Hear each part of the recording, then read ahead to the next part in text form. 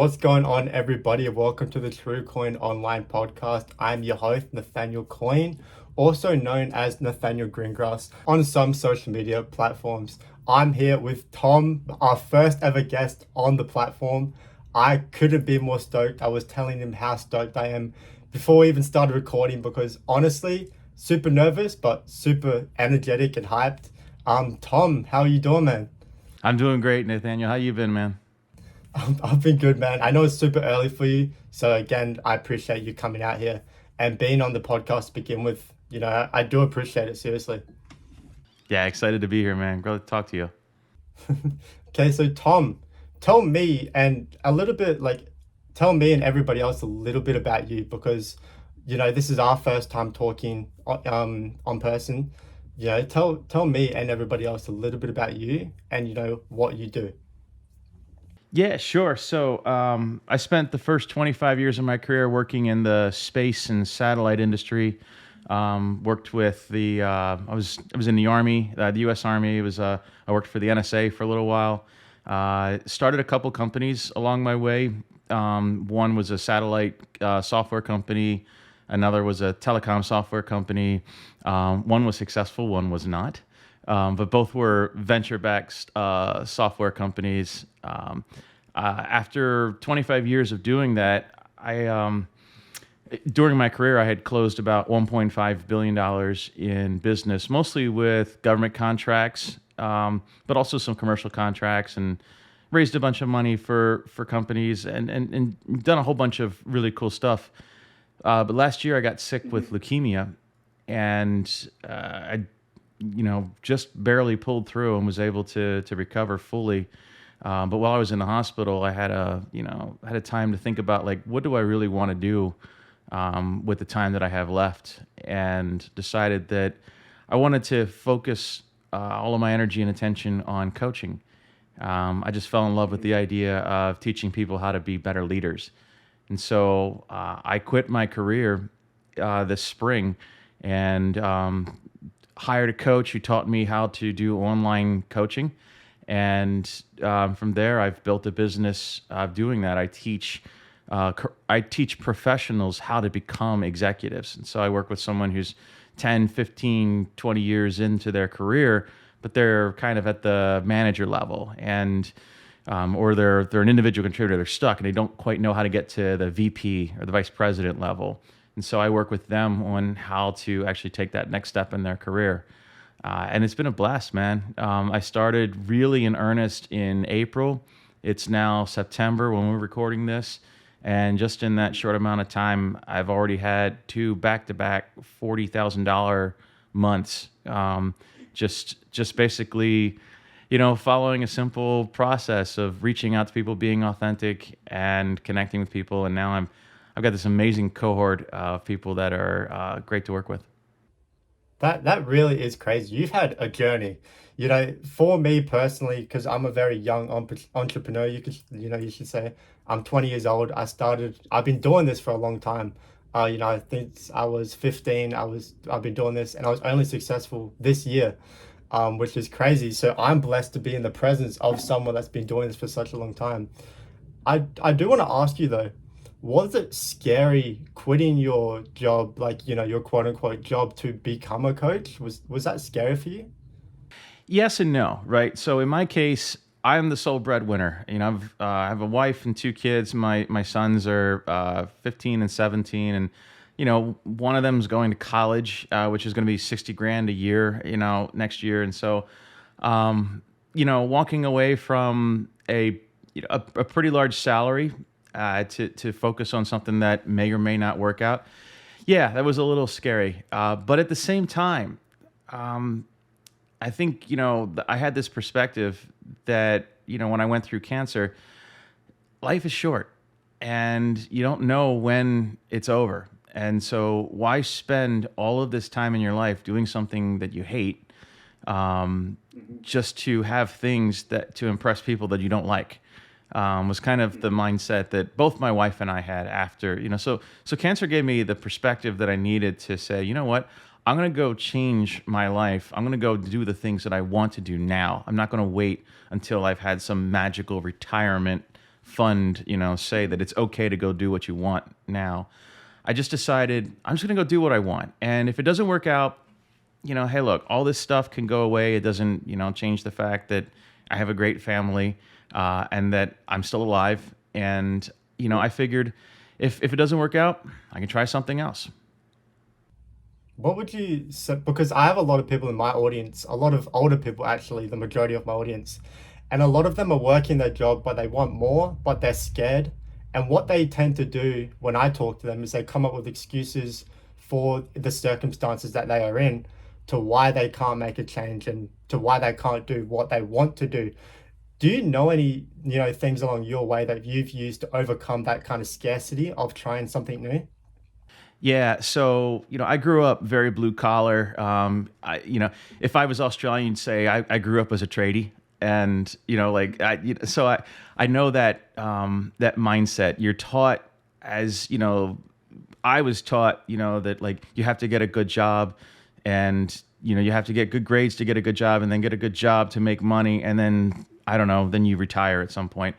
And like I wasn't really taught a lot about how money works. And so for me, I remember when I did my first startup back in 2010, I was petrified. I was scared to death of, because I didn't really understand money. I didn't understand how to make money. I didn't understand what value and worth really are. None of those things made sense to me. And I've seen some of your content, and I think you do a really good job of explaining to people, that to be a billionaire, you don't have to make $1 billion. You have to build $1 billion business, let it be worth that. And so like those kinds of things didn't make sense to me. As I've been around money more later in my life, I've started to understand that, the relationship that I have with money is different now. And so used to be, I felt like I had to make and have and put away a certain amount of cash so that at some point, once all of that cash is there in savings, then I'll feel safe. Then I'll feel like I can go do something for myself or for my family. That's actually not how it works. Instead, what I found now is that if I go do something that I love, that I know that I can do for the entire rest of my life, like literally on my deathbed, I can still be doing this coaching. If I've built this thing that continues to make money for me, and I continue to grow, and it grows as well, I don't have this sense of fear around money that I did when I was an employee. It's weird because when I was an employee, I was scared to death that I might get laid off, or they might cut my pay, or business might go down, and I won't get a bonus, and all of those things. Like I had this anxious relationship with money. As I've taken control of my own career now, and I have this business that I know how to run, and I know how to take care of, and I know how to build, my relationship with money is different, and I don't feel as anxious about whether I have money in my savings account or not anymore. I have a really controversial question, I guess, for some people, because I see a lot as I've been growing. A lot of people say that just chase the money and chase what's going to make you the most money. But some people say chase your passion. What would you kind of say? Because for me, I'm kind of in the middle, because sometimes your passion isn't going to make you the money. Would you say if you want to make money, chase your passion or chase something that's going to, guarantee make you money? Yeah, I'm with you. I'm actually in the middle on this. And so there's the world is simpler than we make it out to be, right? At usually extremes never work. It's usually always something in the middle that actually is the most optimal path. And this is true in this case. I teach my clients this. So I have somebody who joins my program and wants to become an executive. And they start typically with the mindset of well, I just need to become a VP. It doesn't matter what role it is. I might hate my job, but I just need the title so that I can then make this money and then go do whatever. And so that's one mindset. And the other is, well, go do what you love. And if you love, underwater basket weaving, then become the best underwater basket weaver there is in the world. I actually I think differently about this. So I think more it's really important to figure out what it is that lights you up, and what your passion is. I teach a course, part of my program. There's a module called Ikigai, It's Ikigai, and it's a Japanese concept of basically a connection to your life purpose. And so, what I teach people how to do is figure out what their life purpose is, what it is that they love doing. For me, for example, I've learned that teaching leadership is my life purpose, and I can teach leadership 1,000 different ways. I've chosen to build a high ticket coaching business as my way of living inside of my life purpose. So, for your audience, what I would say is that yes, understand what lights you up and what makes you happy and what brings you joy, and then look for ways to make money when you're doing that. I could just as easily be a college professor or an online teacher or a high school professor, or I could do a lot of things to teach leadership, right? I could write books. I could be a speaker. I could do, but it's like choose what makes money based on what you love to do. Because if you go and do a job that makes the most money, but you hate it, what are you living for? What are you doing? Why do you do that? Like, it took me 25 years to kind of figure that out. And I hope for your audience, they figure it out before a lot sooner. But like, I think that there is a middle ground where you figure out what it is that lights you up and you move your career in that direction, and you find roles that get you closer and closer and closer to doing what you absolutely love to do. So I think it's in the middle.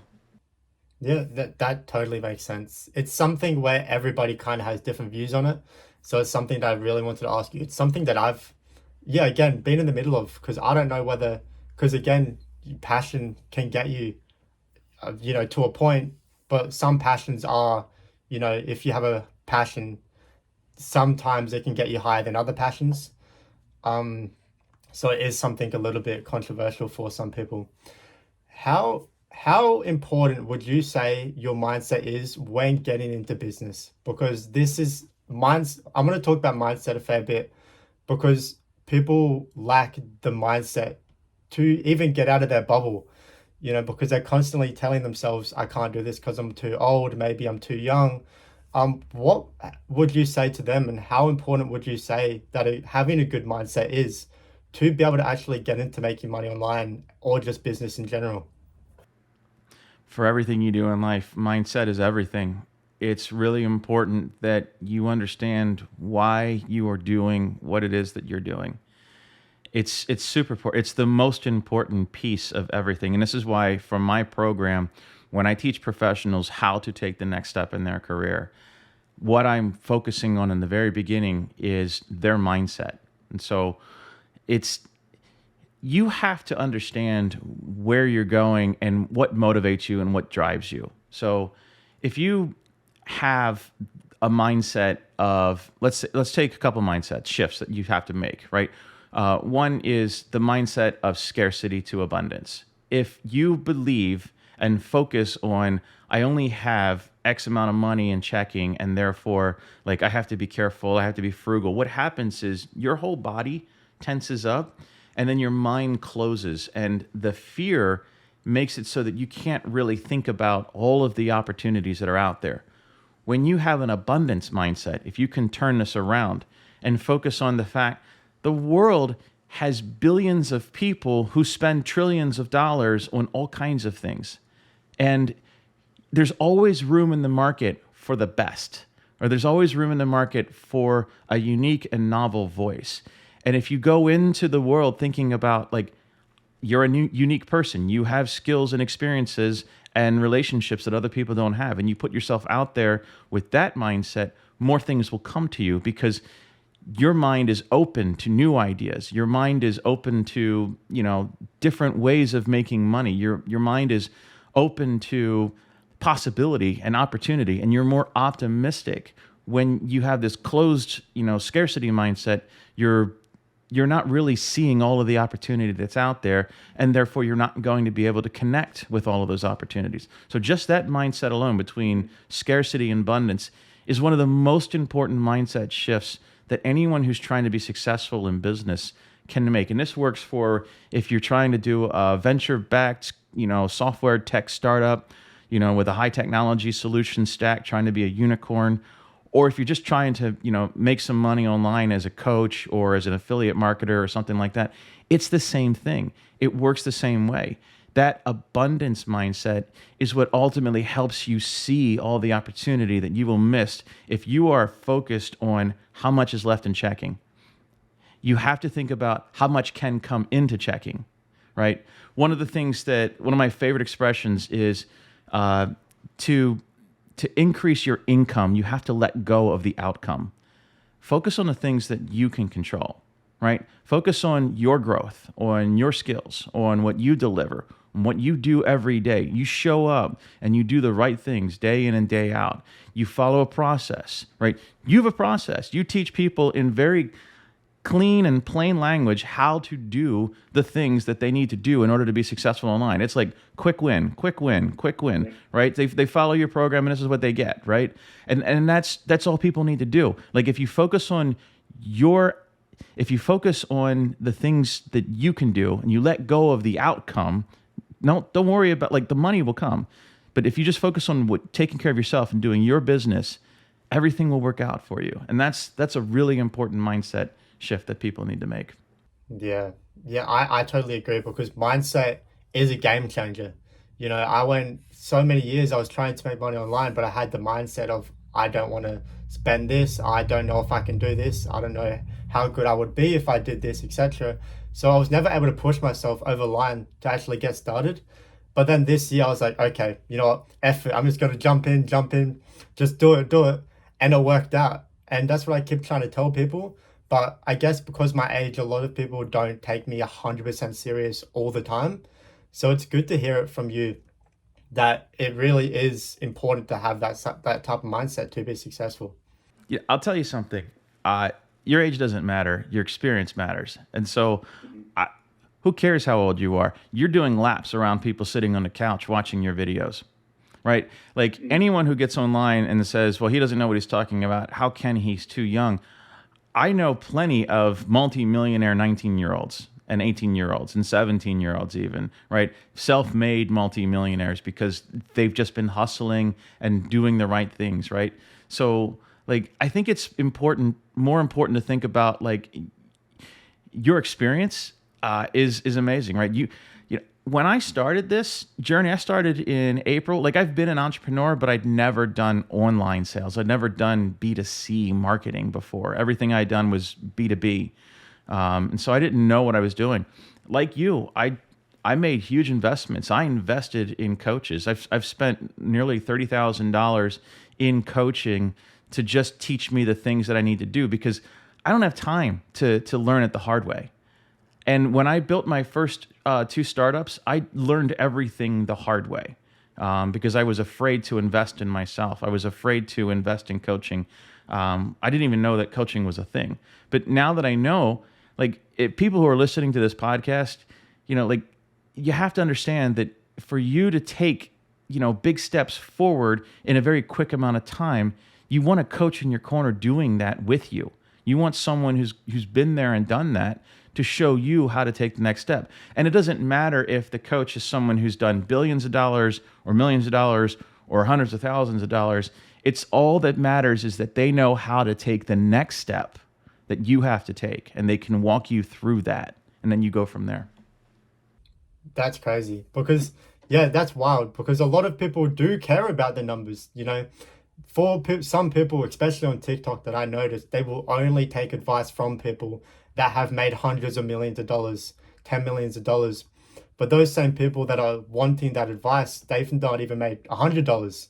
So, having a coach that's made 100 million and you've not even made 100, you don't need a $100 million coach. You can have a coach that's done $10,000 and then you can, get the next step.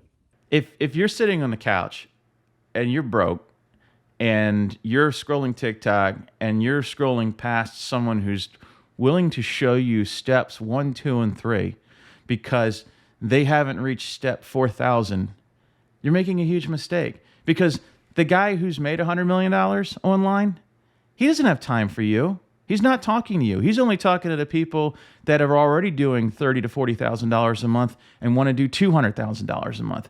That's his audience. So if It's not like when you are making $0 a month, you want to talk to someone who has gone from 0 to 1, not someone who's gone from 100 to a million. 0 to 1, there's a great book about it.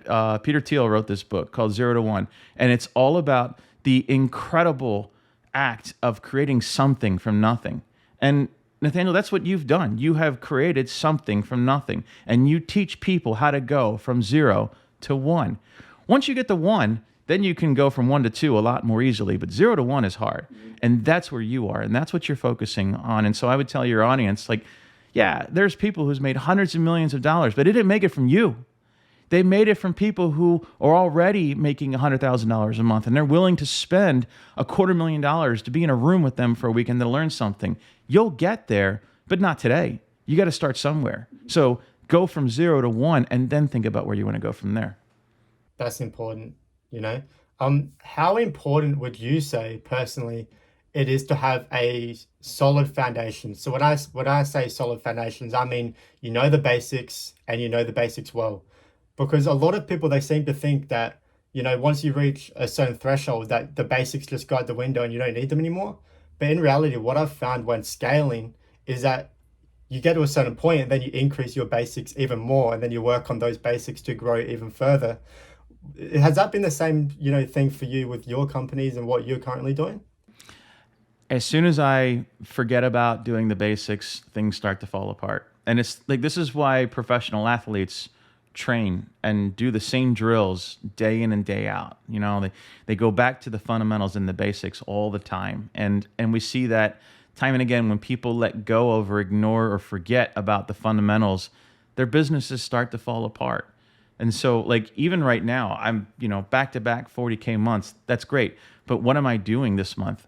I'm going through all of the training material that I've, you know, paid for over again, so that I can go back and make my content better, make my course better. Like I spend all weekend recording new content, fresh content for my clients.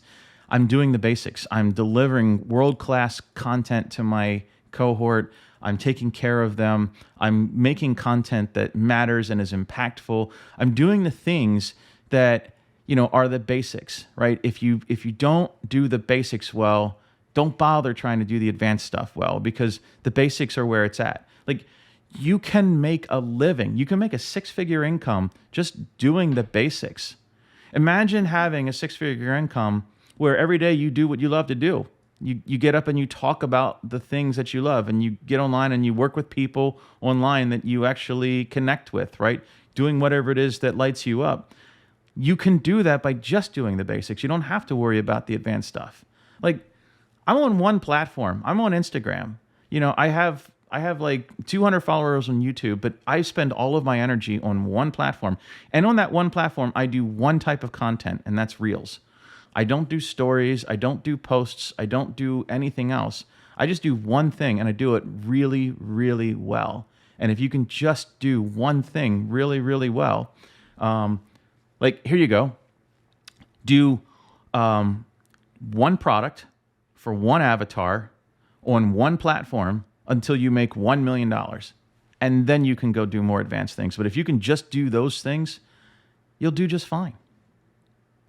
Yeah, I personally, me personally, I've built everything that I've built on basics, and and a very, very simple word called keeping it simple. I found that people tend to overcomplicate it when it doesn't need to be overcomplicated. And that's with everything. It doesn't matter what niche you're in or whatever you're doing. Once you start overcomplicating it, that is when you start to really get into deep trouble. And that is what I teach. I teach a lot of how to do, but I guess looking back on it right now, I also teach a lot of mindset things, keeping it simple, sticking to the basics. And in terms of my coaching program, where I help people scale their courses, and I've been able to help multiple people do that, I focus on foundation building. Because what I like to say is the same foundation that you built to hit $10,000 won't be able to build you to 20,000. So then you need to kind of break that down and build a stronger one. And then you keep doing that 20, 30, 40, 50, 60, 100. All it is, you know, there's not a big difference. All you're doing is breaking down your current foundation and then building a stronger one. Is that something that you've kind of, been doing as well, breaking down your foundation and just growing a stronger and better one? Right, exactly. So, like I said, I focus on one platform for marketing, and that's Instagram. I run one ad, and I make, basically similar content every week. I get a lot of great feedback on that content. I do some outreach on that platform. I'm doing the same basic fundamental things that you teach in your program, which is to just reach out to people a certain way, get out there and do a certain thing, and just do it really well over and over and over again. And I can make really good money just doing that.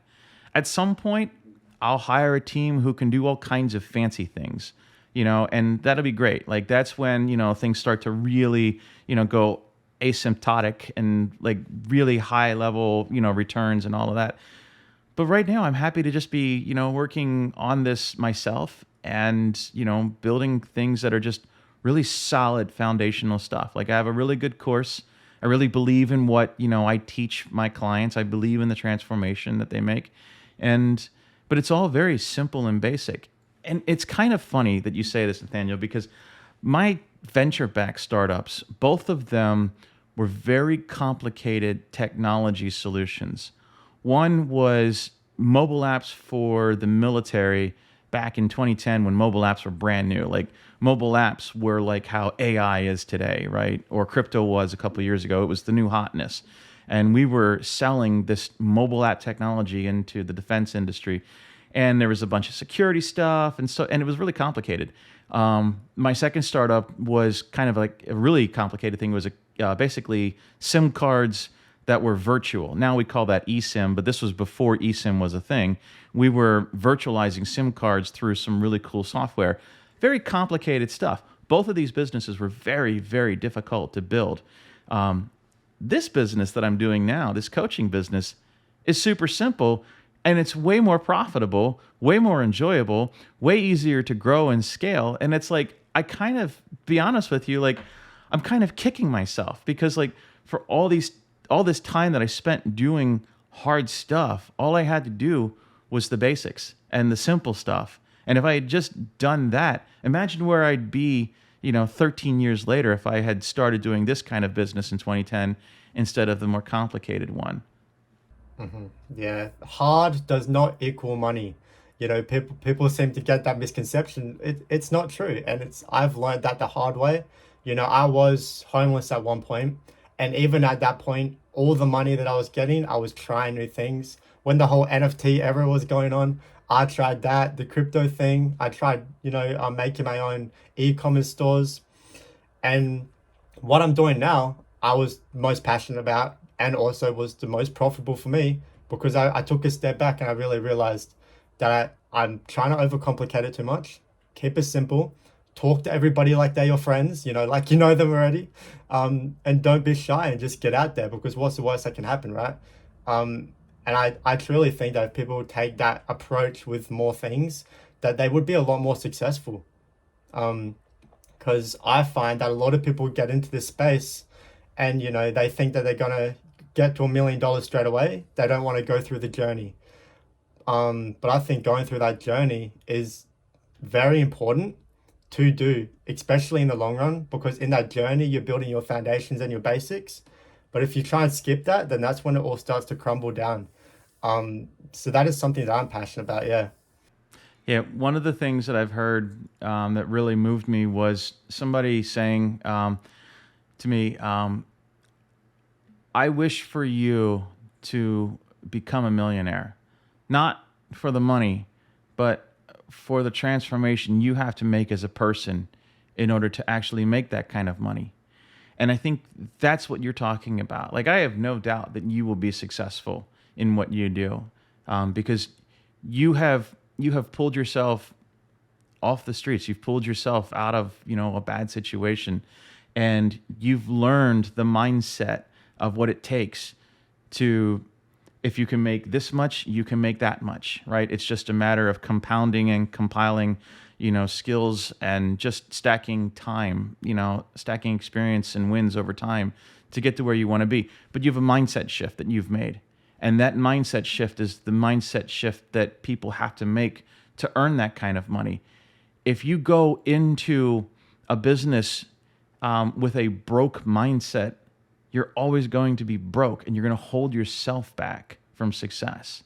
And I think like one of the things that, like just talking to tradies for a second, like one of the things that I know that we blue collar people do is we don't believe that we deserve that success. And we wait for whatever it is to sabotage that success. It's always the government or people or business or laws or whatever.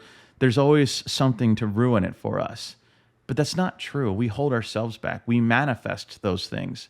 And if you are willing to change your mindset to the one that you have right now, this is what's going to make you successful, right? Change your mindset to one where, you deserve the growth. You just have to do the basics. You have to do these fundamental things day in and day out and believe that you deserve and you're worthy of that success and that growth. It comes to you then. It doesn't come to you when you're not in that mindset. So like you can have everything set up for you perfectly, given a perfect e-commerce store solution, and all you got to do is run it. You'll still fuck it up because at the end of the day, you don't have the right mindset. You have the mindset. And this is something that I think is important for your audience to understand is that you're not just teaching them the basics and the skills and the fundamentals of business. You're teaching them the mindset shifts that they need to make in order to actually be successful. Mm-hmm. In my opinion, I think failure is good. Obviously, to a certain extent, you don't want to go bankrupt or etc. But I mean, when trying to start a new hustle or start a new, thing, I think it is important to fail at the start because you learn more when you fail than when you do when you succeed. And I failed many times, and I know of plenty of other people that have failed, and I'm sure you failed with, certain things throughout your career. And it's tough, in the stage when you failed, you know, when you've just failed and you're like, oh my God, how did this all happen? I just spent so much money. But then a year goes by, 2 years, and you're looking back, you're like, I really grew from that. And I think that's what people need to understand is that you grow from your failures. You know what I mean? And that's something that people really do need to understand because it's not all sunshines and rainbows. I've worked harder doing this than what I ever have doing anything else. And I've been a tradie, I've worked in an office job, I've done sales jobs. And yes, I'm making more money, but I've never had to sacrifice as much stuff to get to where I am now, as early as this currently is in point in time. But it's not all sunshines and rainbows. It's really easy for example, me to look at you and be like, you're a three-time CEO, almost $2 billion in sales in your lifetime. You've done all this, but then in reality, you were in a hospital bed not too long ago. So it's not all, we can look at successful people and envy them, but in reality, you need to really think that they are a human and that they've gone through a lot of challenges to get to the point where they are now. And I think that's important for people to understand. What do you think about that?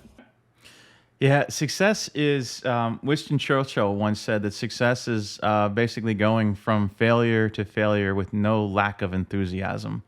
And that is very much true if I think about my career. I have failed upwards. Like I've built something and it fell apart. And that led me to build something else, which didn't work out. And then I built something else, which for whatever reason also didn't work out. But along the way, I made good money. I built great things, like I learned a lot and then ultimately got to where I am now. But where I'm at now is I'm just stacking failures behind me. Like, as successful as this coaching business has been, I'm still making mistakes. I had 50 customer calls. I had 50 customer calls in July, and the last 15, I needed one more customer to hit a 50K month. And I had 15 calls in a row go bad. And I think by about call 8, it was my fault. And I was just assuming going into the call, like, well, she's not going to buy. She's not going to join. He's not going to do this. I made mistakes. I still fail. I still make mistakes along the way. But I fail upwards. I continue to learn and grow from that. So I've learned a lot from just that experience, right? All those failures stacked in a row. I got back on it. I've got, wins since then, but it's like you do fail all along the way. But John Maxwell says sometimes you win and sometimes you learn. And I think that's how what you're saying is, really failures are just opportunities to learn and grow. Sometimes the hard lessons are the lessons that stick the most. And also, if you want to be humble, you have to be humiliated.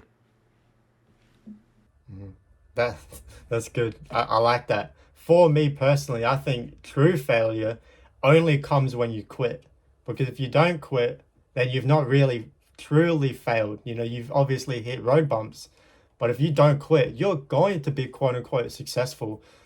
It's going to happen. If you do not quit and you stick to something and you continue to grow and learn and get experience and kind of leech off others and in a way where you're getting knowledge of people that have already been successful, etc. If you continue to do that, then at one point in time, I believe that something will work and something's going to stick and you are going to be successful. I do not think that you should ever put a time on it, because I think once you start to put a time of which you think that you should be successful is when you've already, started the decline. Because, for whatever happens, if you don't hit that quota, that time quota that you've put on yourself, you start to really think that you are a piece of scum. You really think that you failed, and then you quit because you're like, okay, I didn't hit it out this time. It's time to give up, you know? This goes back to what we started talking about at the very beginning about, should you follow your passion or do what makes money. And it's important. This is why it's important to do what you love, because no matter what you do, it's going to be hard. It's going to be difficult. It's going to be a tough journey, whether you love the thing or hate the thing. And if you don't love it, if you don't love what you're doing, by the end, you will absolutely hate it. And you're more likely to give up and quit and walk away from something that you don't love. When it is a passion of yours, when it's something that lights you up and makes you feel great, that you're doing, then you'll tend to stick to it more, because you're getting from it not just the financial rewards, but this intrinsic worth, this sense of like, I made the world better today, or I did something to help someone today. I love what I do. Even if they don't pay me for it, it's okay. I still love what I do. Like, that is a mindset that you need to have as you're building anything. And if you try, and I can speak to this because, I didn't necessarily love the business that I was building, my second company. I didn't really love the technology. I didn't love what I was trying to do. I didn't have this deep connection to the technology. And so when things got rough, I was like, okay, well, I don't want to do this anymore. Let's shut it down. Right. But now I'm connected to my work in a way that, yes, I make good money doing it. But even if I didn't make good money doing it, I would still do it because I love doing it. And I think like having that passion for your work, having that joy that comes from the work that you do, helps you get through the times that are really tough. So when I had 15 no's in a row on my customer calls, that was tough. That hurt. But I still believed, when I woke up in the morning, I'm like, I believe in what I'm doing. I love what I do. I just have to figure this thing out. And then I did, and everything is great. But you have to understand that, like, if you are, if you don't love what you do, if you don't have a passion and energy around what you're doing, it's going to be a lot easier to quit. To your point. Yeah, exactly. Another question. How important would you say it is to learn? Because for me personally, I think learning is the greatest thing, and that's kind of what coaching programs are anyway, learning new skills. Because when I was in sales and I was working with business people trying to sell them, and they would tell me, yeah, I want to buy this expensive phone because I'm making $250,000 a year. I would think, oh my God, wow. And I would ask them questions. I would be like, so what do you do for work? What's that like? What's this like? And that is something that I think built me up because I was constantly asking questions. I was a sponge. And I think you kind of need to be a sponge, for me personally. How important do you think it is to be constantly learning? You know, even if you've, spent $5,000 on one thing and you've learned something, do you still think that you should go out and learn more? Is there really a point where you can't learn anymore, or is it just endless learning to do? So if you look over my shoulder, what you'll see is a bookcase full of business books, right? And these are books that I've bought. I continue to buy books and I read books regularly. I'm getting ready to go on a trip to Los Angeles, and I'm trying to decide between three books to take with me to read on the plane and in the hotel. I have my podcasts all queued up. I'll be, watching videos from the courses that I'm in, and so forth. Right, learning ultimately is the only. If you're not learning, you're not growing, and if you're not growing, you're dying. And so learning is absolutely critical. It's the most important thing you can do. I'll say this, like if you look behind me, again, you see all those business books up there, but down below, you'll see a row of like old school encyclopedias. And those encyclopedias, my mom bought those for me when I was 11. We were nearly homeless. My father had wrecked his car and he was the sole breadwinner. And he was in the hospital for 3 years. And it was just an awful time for us. And, she had to take whatever job she could to just make ends meet. And, we couldn't afford hardly anything. It was a lot of handouts. We got boxes from the church. We were that family. And then one day the encyclopedia dude went door to door. I'm showing my age here. He went door to door selling encyclopedias. And I was just like, I sat down with one of them and was just like, this is amazing. Because we didn't have the internet back then. But we couldn't afford those encyclopedias. This was over $3,000 back in 1986. She bought them and she paid for one book a month for 4 years. And I keep these back here as a reminder of her investment in my education. We couldn't afford to fix a furnace, and we were heating our house by opening the oven overnight. That's how we heated our house for months. And she bought these encyclopedias for me because she knew that for me to get out of the situation that we were in, I needed to learn. I needed education. And so those encyclopedias remind me of how important it is to learn and the value of education. My education is what got me out of working at either the stainless steel plant, the transmission plant, or the marine terminal. Those were the three places that my high school wanted me to go work. And instead, those encyclopedias are what helped me go get a college education. Wow. Honestly, I really like the setup that you have. I want something like that in a future house that I get for sure. Um, do you think that's one of your driving factors? Because you've obviously overcome a lot. You were in the army, you obviously had all that stuff, and you were a lot younger. The cancer thing. What has been the biggest driving factor for you throughout your career, pushing you and pushing you for more and more and more? Because I feel like a lot of us have that internal driving factor. A lot of us don't know what it is yet, but it will come. But for some people, that one driving factor makes them hundreds of millions of dollars. What is yours?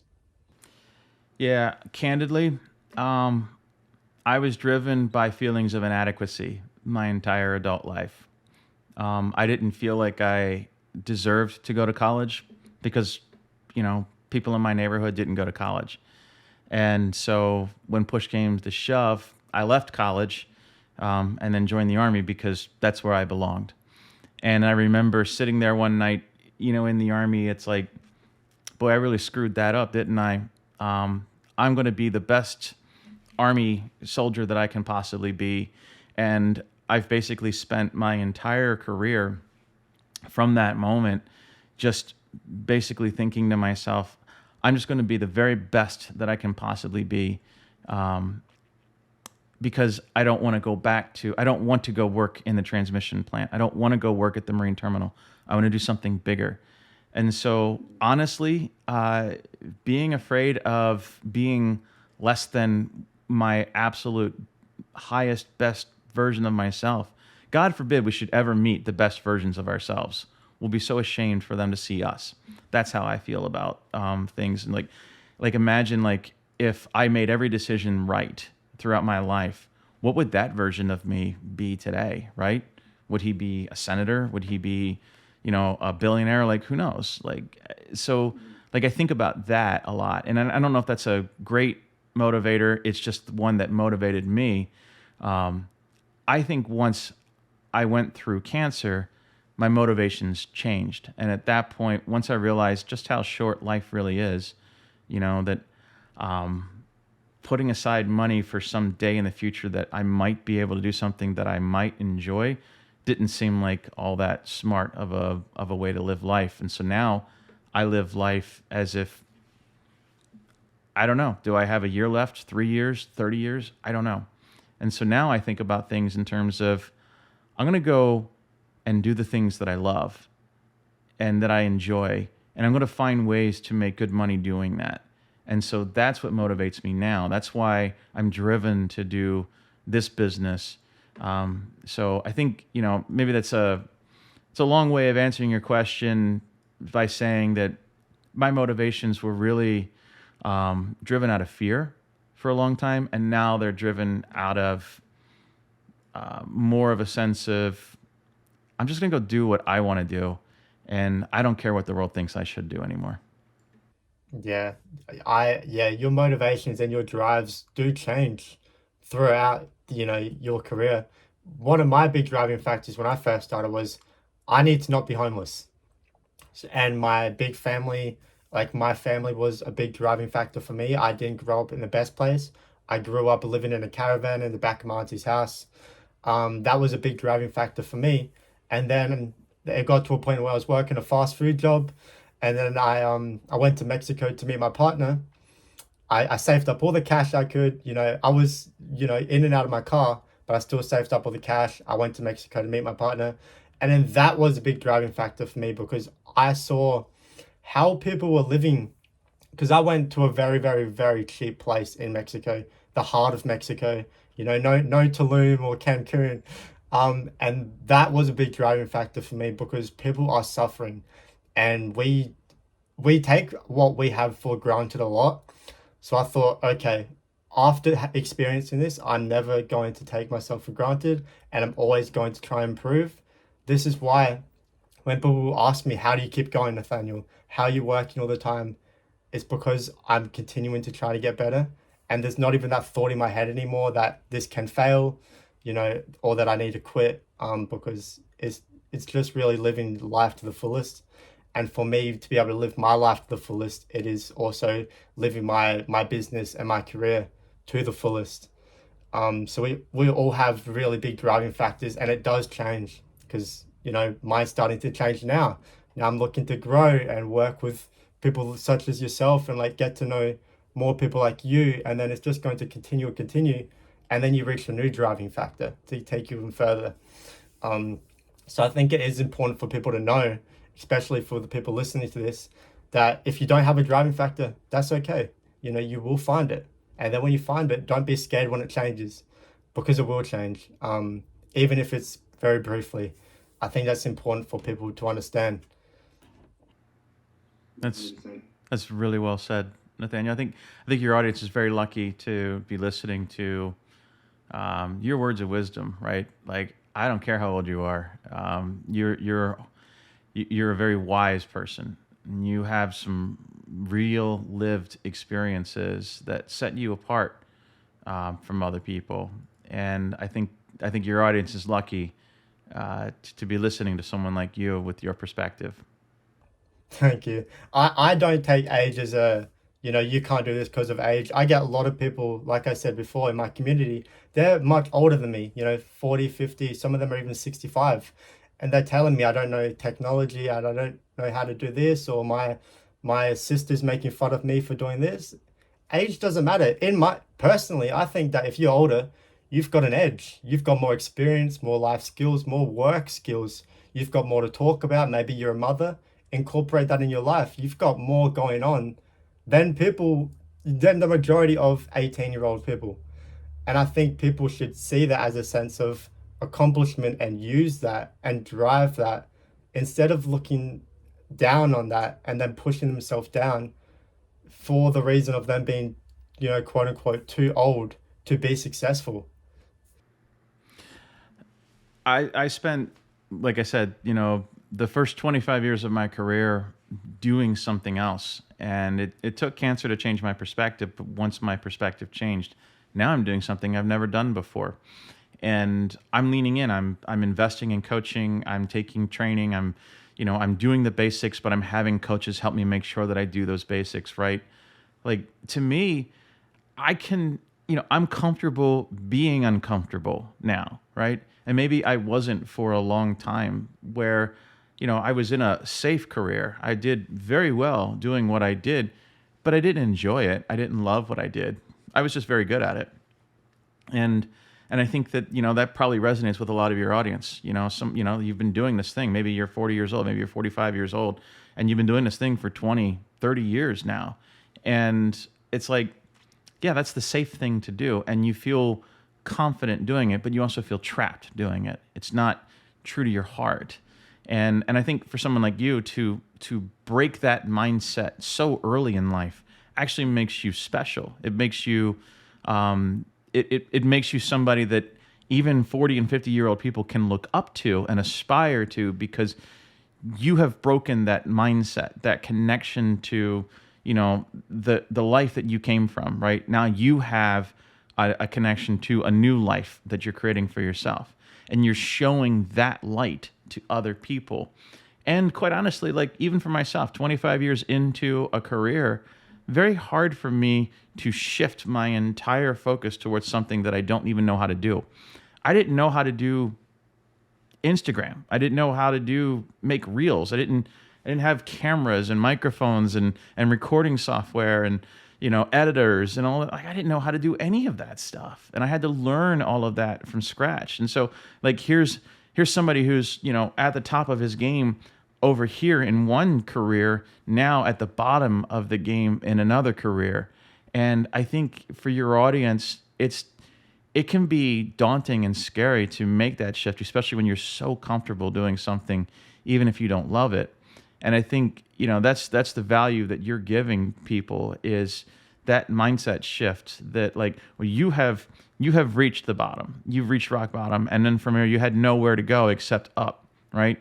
And you're showing them that they can move up from where they are instead of having to get to rock bottom and start digging from there. Like, they can make the transition to something better for themselves right now where they're at in life. And it's just really about mindset shifts, like being willing to be bad at something until you're good at something, and being willing to figure out what it is that you love to do and lights you up, and finding ways to make money around that as opposed to what you're good at. Yeah, I think people heavily underestimate the mind, because for me, I think your mindset is a reflection, your business is a reflection of your mindset. So if you've got a bad mindset, then your business is probably doesn't have the strong, like, as strong a foundation as what it could. I think people, the biggest difference between someone that's making 100 million and then someone that's making 1,000 is that person that's already made 100 million. They've already gone through all those demons and conquered them, and they've really experienced the mindset shift, and they now know, making $100 million, that they got there because of the mindset shift and because of their current mindset. That's the biggest difference that I see. Alex Hormozy, Grant Cardone, all of these really top dogs, their mindset is something, we listened to it on a podcast episode, just listening to them talking about their experiences and their mindset importantly. And I think that people need to stop underestimating the power of the mind, because it is very, very, very important. And once you can conquer that, or at least start to conquer the mind, so then you can actually control it rather than it controlling you, then you will start to see huge success in what you're doing. Yeah, I spent a lot of my career grinding, believing that if I just worked a little bit harder, if I worked harder, or if I worked harder than other people, I would get further ahead. And to an extent, that's true, but there's diminishing returns. Um, it doesn't matter how hard you row if you're in the wrong boat. So, like, you can work super hard all your life and then have much less to show for it than someone who was just breezing through life, because they happen to be going in the right direction, and they happen to be doing something that they absolutely believed in. And so it just felt more comfortable and natural to them. Right? That mindset shift is so important to be willing to, yes, work hard, but work hard in the right ways, and work hard in the areas where you're growing, you're learning, you're trying new things, right? And we can all get very complacent and set in our ways, and feel like, well, there's really nothing else out here. I'm at the top of my game in the industry I'm in. I can't go anywhere from here. This is as far as I can go. I have to wait for, something to change before I can, grow. No, you can always grow. You can always change. You can always try new things. You can always, like, the internet is free. You can put content out there and see what happens. And you will learn thousands of ways to not make money when you start out, but you'll eventually learn one way to make money. And it only takes one. It does only take one good, right move to win. You know, in some ways, life is like a game of chess, but in other ways, it's not, because you can mess up once in chess and then you lose. But in life, you can mess up so many times and you will not lose. And if you just find one right thing and it sticks, then you can win, and all of those dreams and aspirations that you've had can become real. It only takes one thing. It really does. And I think people need to stop worrying about the time of when they should be successful, you know, and comparing themselves to others in a bad way. I think there's a lot of things that go into it. Would you say comparing yourself to people is good, or has some, some downsides to it? Yeah, I mean, comparison is the thief of joy.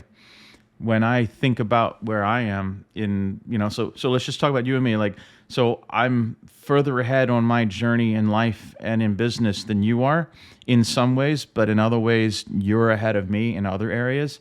And so, like, if you compare yourself to me, you might feel a certain way. If I compare myself to you, I mean, I wish I was as put together as you at 20. At 20, I was an idiot. So, like, I didn't know anything about business at 20. You know a ton about business, and you have tons of experience already at age 20. And so, like, comparison is a thief of joy. If I compare myself to you, I might start to feel like, gosh, I've wasted 28 years of my life compared to what, where will you be in 28 years with this mindset? So comparison can be the thief of joy. If you and I both compare ourselves to, our mutual friend, Jeremy, right? Like, think about where he is in his journey. He had a $200,000 a month the other month. Like, great for him. If we compare ourselves to Alex Hormozy, we'll both feel very inadequate, right? So, like, comparison is important to understand where, like, because everybody's on different journeys, but we all kind of go in the same direction. And so it's good to know that there are stories out there that are success stories, and those are great examples. What did he do, or what did she do to, get that success? And you can kind of decode that. And funny enough, it always is they did the basics, right? But, like, we can look at others for inspiration and be aspirational to what they've achieved, but we're each on our own path. We are on our own journey. There's no way that I could have done this in 2010. When I started my first startup, I didn't have the right mindsets, and I didn't have the right mentors and coaches and voices and thought leaders in my life, in my world at the time. I could only build the business that I built, and that was it. Now I can build something different because I have a different mindset shift, and I've grown a lot from that time, right? But, like, same with you, like, you can only build what you can build right now, because this is who you are and this is where you are. Your journey is different than mine. In many ways, your journey is, it's starting a whole lot sooner than mine did. And you've been exposed to a whole lot, better thought leaders than I was, at your age. So I think, you can compare yourself to others. You can drive yourself insane doing that. It's good to look at other people as examples of what maybe you could be someday, or, decode how they got to where they are, so you can kind of deconstruct that and understand what things made them successful and what mistakes did they make along the way that you can avoid. But at the end of the day, all of us are on our own journey, and it's very individual for each of us. So I wouldn't spend too much time comparing myself to anybody at this point in my life. Yeah, I think a lot of people do end up in that cycle of comparison, and then they start to feel unworthy of their own journey and what they're doing. Because at the stage that I'm at, with a lot of the people that are much older than me, they start to think, he's so young, but he's more successful than me, quote unquote. What am I doing wrong? Or how can I get there as quick as possible? And then when they don't get there as quick as I did, they start to feel even more worse because they didn't hit that milestone as quick as I did. But we all start our journey, but we all hit the milestones at different times. And I think that's important to know because I started my journey, and because I had the years of experience of failing, I was able to be fairly successful fairly quickly. Within the 8 months, 9 months, I was already making a few $100,000 in my specific thing what I was doing. But a lot of other people that haven't had that other past experience as me, and they started at the same time as me on this niche, they still haven't made $5,000. Um, For you, being successful was existential. You had to be successful if you wanted to have a roof over your head, right?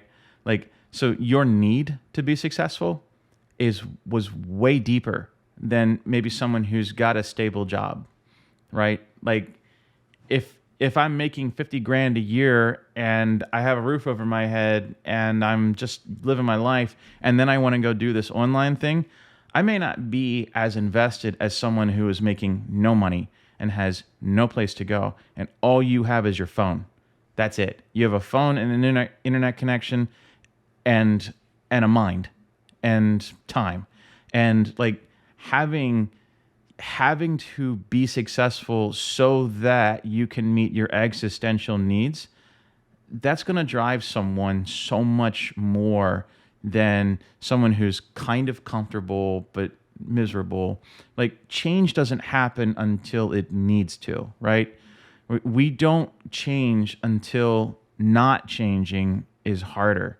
And kind of that's your story, that's your experience, is that you had no choice but to learn and grow and build something that would put a roof over your head. And I think, knowing that, like, if you are kind of comfortable, you're probably not going to pour everything into what you're doing. Cortez, when he landed in the New World, he set all his ships on fire. That motivated his people to want to build a town a whole lot more than when the ships were in the harbor. So when the ships are in the harbor, everyone is like, yeah, we'll get around to, building houses. When the ships are on fire, now everybody wants to build houses, right? So that's something that, like, I'm not saying people should just quit their jobs and go full in and make it an existential threat. It's just that helps people understand why some people move faster through a journey than others because they're more motivated to do so. There's something that's deeper driving them. For you, it was that existential risk of being homeless. For me, it was that shame, guilt, and embarrassment of not becoming the version of myself that I could be, and deciding one day when I was in the Army, like, I'm just going to work as absolutely hard as I possibly can for the rest of my life. And finding out later that working super hard isn't exactly the best way, but it was still what got me moving and got me started on this journey. yeah, yeah. I think it's important for people to know that what we are doing now is a life change. I had to change my way of life to be in this position. Like I said, what I'm doing currently right now, I started brand new about 9 months ago, and I was at a point where I was in and out of my car. Me and my partner were going through a lot of things financially, and I sacrificed everything. I put everything on the line. I was working my 9 to 5 job at the time, but then every single waking hour, I would come and work. In the morning, I don't know if you heard this about me when you were doing your research, but on the way to my 9 to 5 job, I would probably get up around 5 a.m. As soon as I wake up, I would film a TikTok video. I would edit that video. I would then go on the bus to work. I would then read a book. And then when I'm at work, I'd film another video and then edit that video. And then on my break, I'd film another one and then edit it. And then I'd get home around 7 p.m. in the afternoon. And then I'll go into my little corner and then work until bedtime. And that is what I did. I didn't have anything fancy. I had a really old computer that was probably 12 years old. I had an iPhone 7. I've only just had the luxury of buying these brand new things, but you don't need these new things to be successful. You need hard work and discipline. That is why people are not at the same point when they started the same time as me, because they were still out there doing their thing. That's something that I think, is really important. What you offer to your audience is there are three things you need in order to be successful in any transformation. You need structure, discipline, and accountability.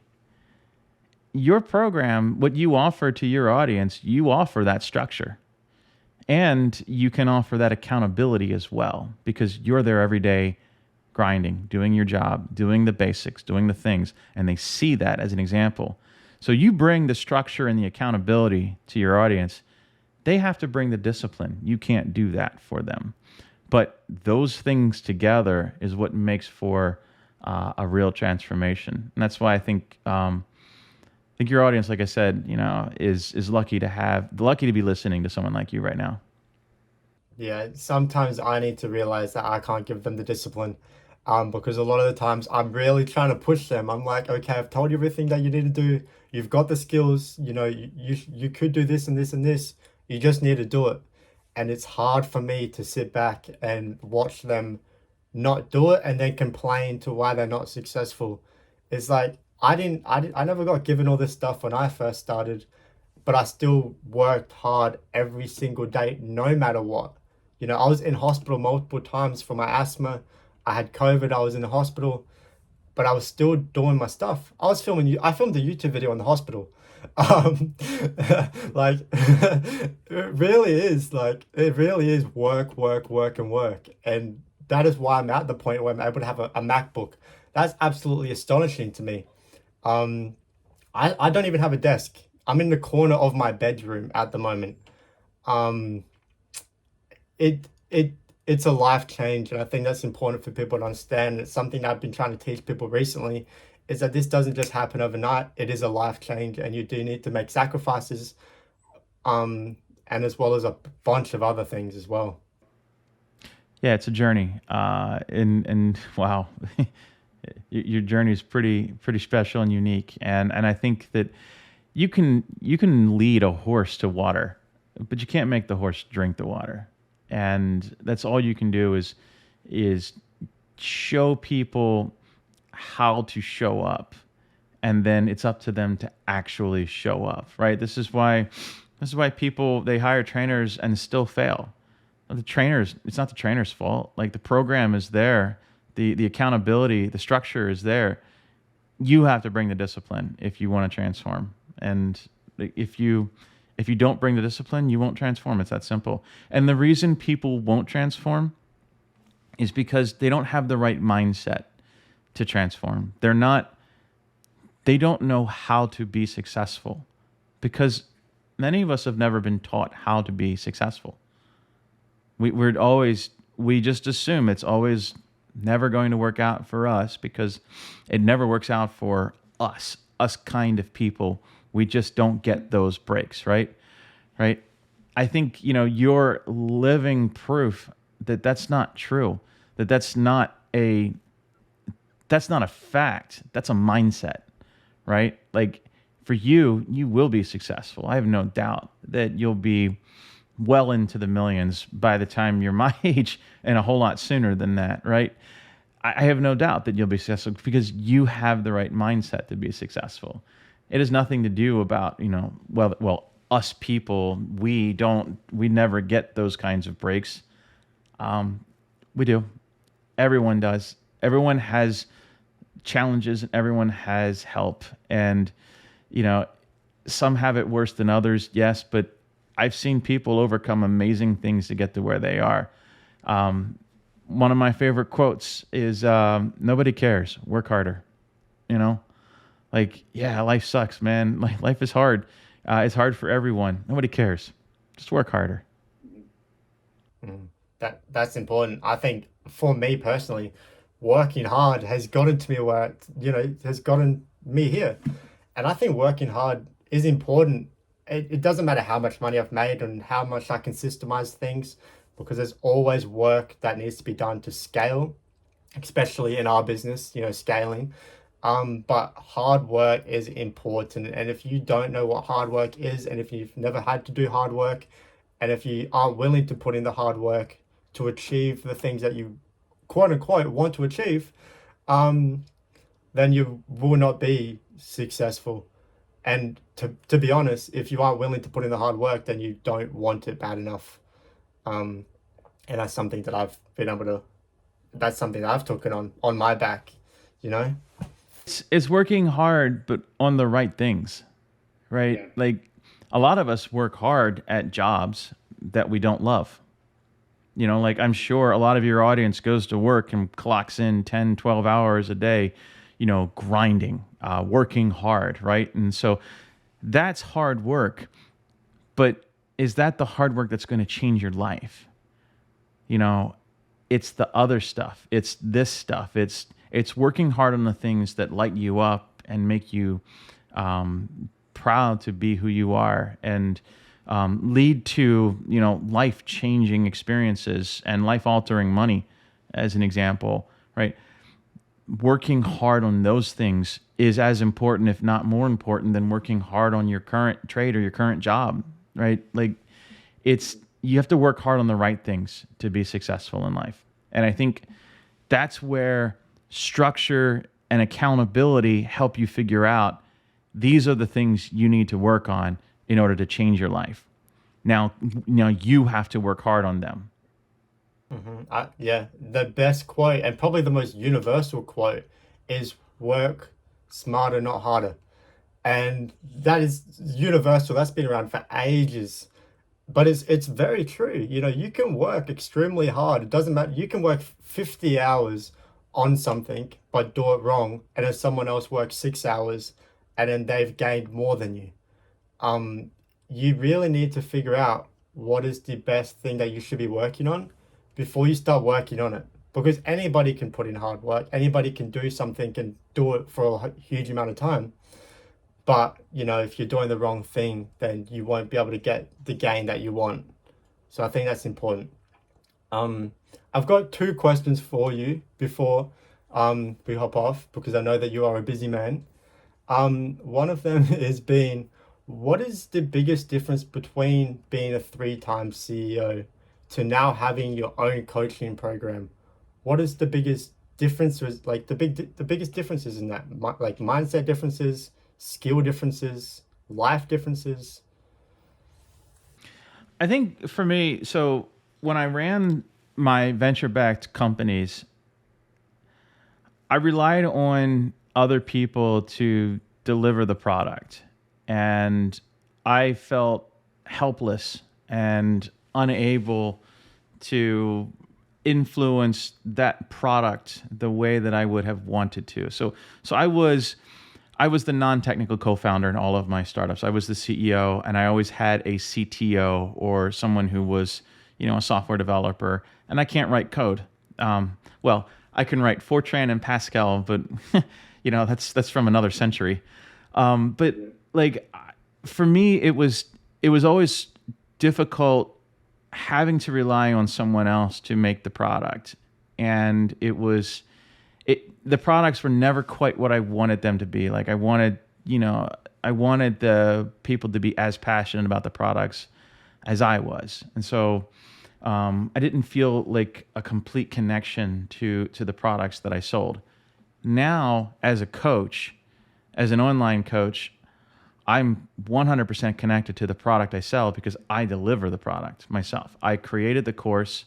I walk my people through the transition. I have a client success manager. I may bring on other coaches as well in the program, but I control the client success. I'm the one that actually does the delivery to my clients. So I work with them individually, one-to-one, or in a group setting, or whatever. And so I think for me, like the first time in my life, I'm not just out there selling the thing, I'm making the thing too. And I feel a very strong connection to the product that I sell. And it's also helped me realize like there's 100 other things that I can also make and build and sell and create. And I no longer feel like I have to rely on someone else. I think that, because I've had some pretty bad experiences with co-founders, for me that was really important to know that not only can I sell, but I can also build as well. And so I think that's probably the biggest difference between those venture-backed experiences and this coaching experience. The other thing is that like in this case, I'm building this for myself. I'm not taking venture money. I'm not trying to turn it into $1 billion thing. I'd like to turn this into $1 million thing, but own all of it myself and, share that with my wife and my kids and, my friends and family as appropriate. But this is for me. This is, for us. This is not for a whole bunch of other people. And it's way simpler because of all of that. So there's fewer voices in the mix. And I think sometimes it's better to have more control over things when when you really pour yourself into it. I'm pouring myself into this business. I don't want other people to have to approve or disapprove what I'm doing. I want to make the decisions, and I feel very very connected to the business because of that. Hmm. One last thing I wanted to ask you is, how important do you think sales is? Because obviously you've had to do a lot of sales, throughout your journey. How important do you think that sales is? And for new people that are trying to sell their product, how would you, what skills would you say that they should start to learn or know to be able to become good at sales? Because sales is a very, very important aspect in business. So what would your advice be to them? I think sales is the most important thing you can ever learn as a human being, because if you can sell, you'll never go hungry. No matter, like, if you think about it, like even just getting a job, you have to sell yourself. You are the product and the company is the customer, and you are selling yourself in an interview, right? So sales is core to everything. Sales is not this dirty, scummy, used car thing that we all have in our mind. Sales is you basically the ability to connect somebody to a solution to a problem that they have. And it's the most important skill you can have, because you can, when you understand a customer's problem and you know how to solve it, you explain how you solve it to them and how it solves their problems. And the better you do at that, the higher the value is. And the higher the value, the more likely they'll buy it at the price point that you set. So sales is everything. Because also, when you're doing coaching, you can change the product to be whatever it is that people are telling you. Like, well, I don't really care to buy your coaching package. What I need is this. And if you hear that 3-4 times in a row, well, now you have a new product to build. Build that, offer that, sell that. And sales will ultimately, that's how you stay connected to your customers, because customers will tell you what to build if you listen to them long enough. If you listen to enough customers, customers will tell you what your product should be. So it's way more important to know how to sell than it is to know how to build a product. You want to deliver what your customers are asking for. And to do that, you have to be connected to your customers.